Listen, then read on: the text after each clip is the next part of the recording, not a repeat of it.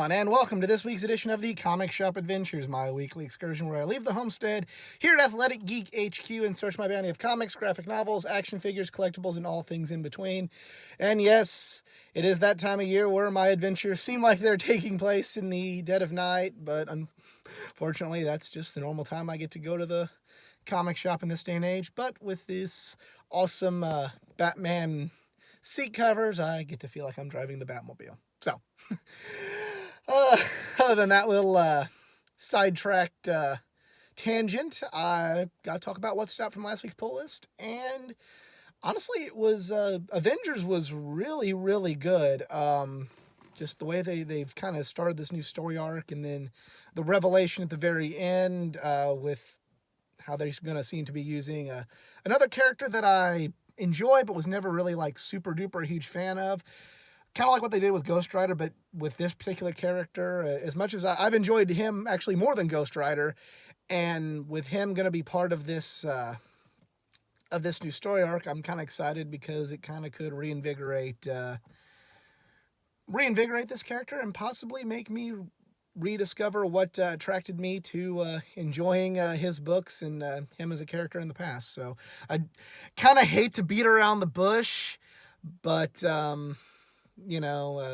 I really don't want to spoil it because I really want you guys to pick up this particular book if you're not already.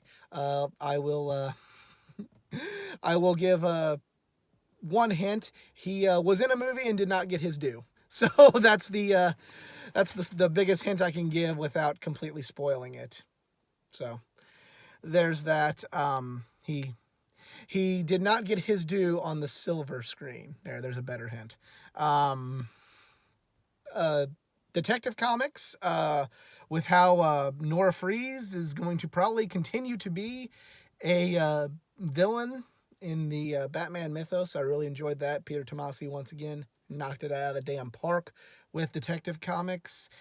And finally, I'm going to have to... The last one will be Terrifics. The Bizarro stuff is awesome. They had an all your base are belong to us reference within that comic book last week. So kudos there for referencing what many would say is the first meme.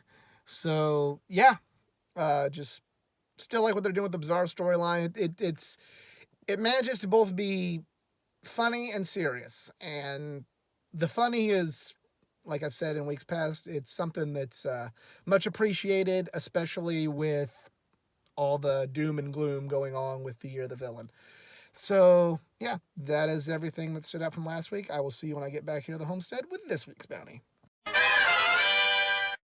Hey everyone, I am back here at the homestead, here at Athletic Geek HQ.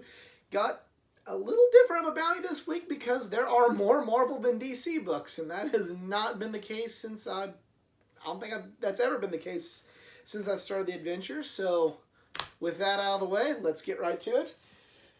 First things first, we have Savage Avengers number 8. And yeah, by the cover there, it looks like we're going to have a confrontation between Conan the Barbarian and Dr. Doom. I am excited about that. That is awesome. That is something I never really thought I wanted to read.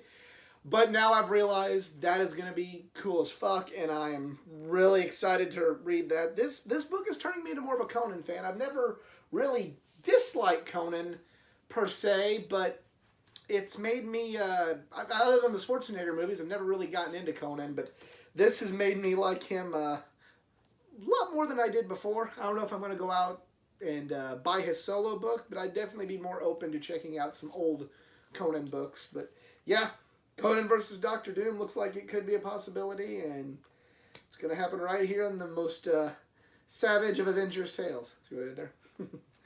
Savage Avengers number 8.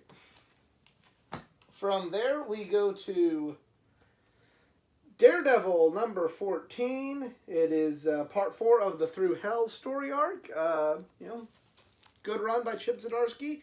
It's continuing. It's kind of had some up and downs in my opinion, but overall, I've enjoyed this a whole heck of a lot more than the Charles Soule run. So yeah, see what happens with what continues to happen with Matt Murdock and with the police officers that are trying to stop the vigilante justice in New York City. Daredevil, number 14.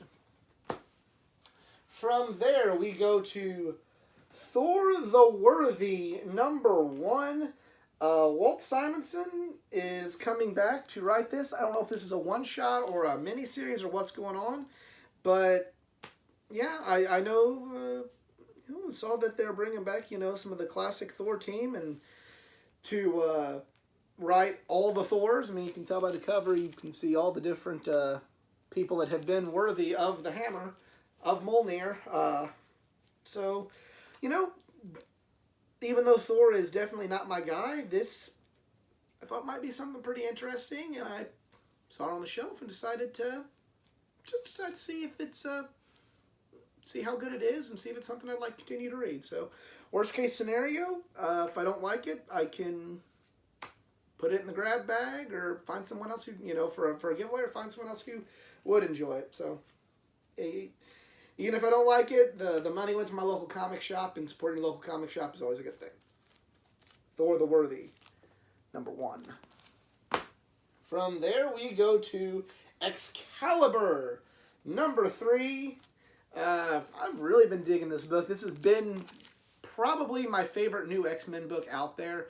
Really enjoyed it. Really thought it was just really... I like how they're making...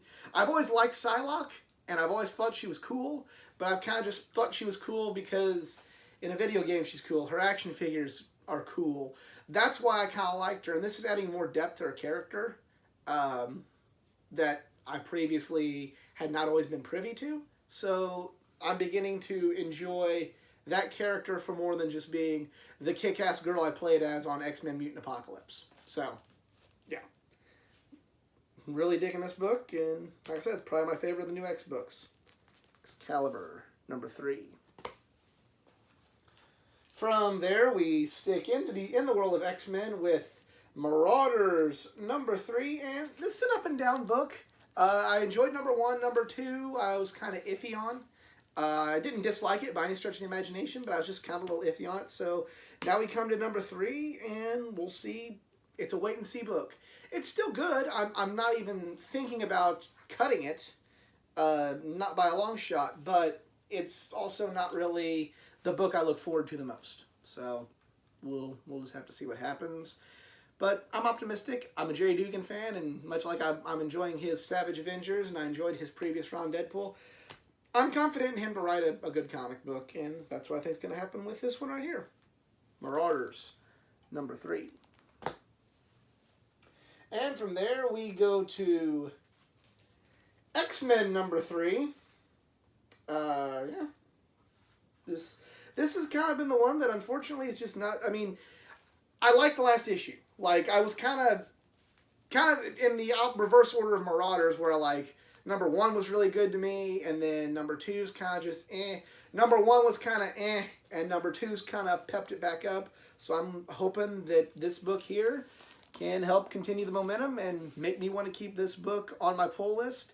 It's starting to kind of feel like, not like 90s X-Men, but maybe with a little more substance behind it. And that's not to say the 90s X-Men didn't have that, but I'm a fan of 90s X-Men, but I get the criticisms of 90s X-Men. So in issue 2, I was getting the vibe of, here's this 90s X-Men style for those fans, but here's a little bit, here is that style and that tone, but here's a little something else put over it so people who are not fans of that particular style can pick it up and still get into this book. I hope the point I'm trying to convey comes across decently to you guys viewers. If not, I apologize.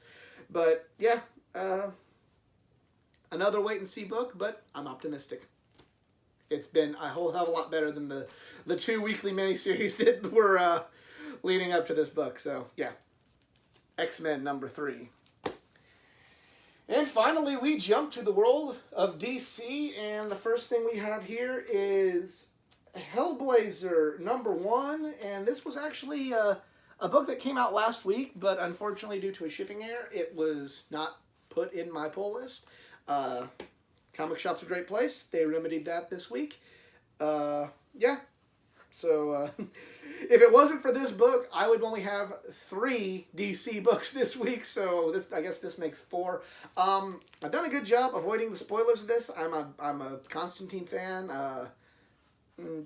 Really like some of the past Constantine books, especially I really like him and the New 52, Justice League Dark, and things of that nature. And you know, he's a hard character to write, and he's not usually a character that I go for. I'm not really a horror and sword and demon kind of guy, but you know, something about John Constantine just makes me I like that character. I really liked the show, and I liked him on Legends of Tomorrow, so maybe that has something to do with it. But yeah, really hope this is another good Hellblazer book, and I hope I can stick with it.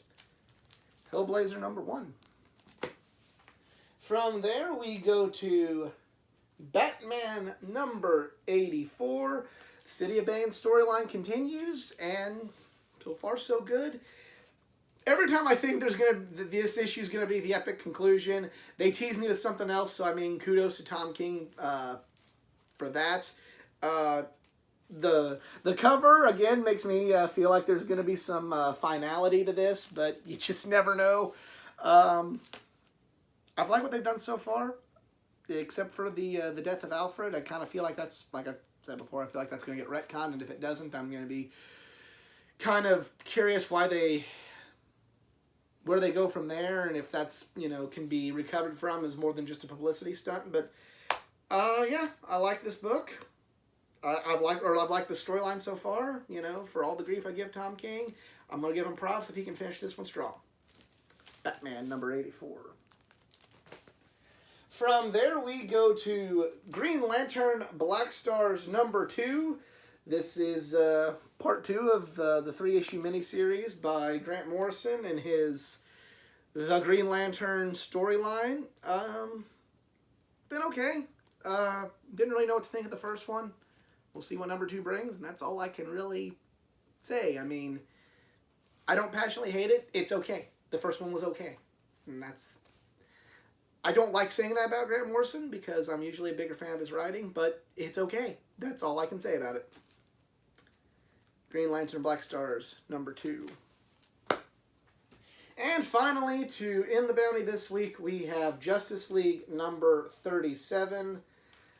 The Year the Villain continues, and the Justice League is, yeah, they're in probably the gravest peril the Justice League has ever been in. Want to see what's going to happen. Scott Snyder's the man.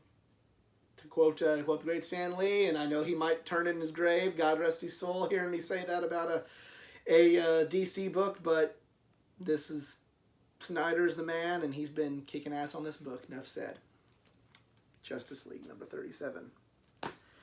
And that is it for me this week. Let me know what you picked up at your local comic shop in the comments section below. If you enjoyed this video and like to see others like it, please subscribe for more content. Like this video, share it if you enjoyed it. I have content not just from the world of comic books, from the world of anime, gaming, pro wrestling, and all things geek culture. For more content, go like my Facebook page at facebook.com/athleticgeek89. There you'll find every Thursday my collection comic of the week blog that is exclusive to my Facebook page. But other than that, I'm out. Y'all be cool. Later.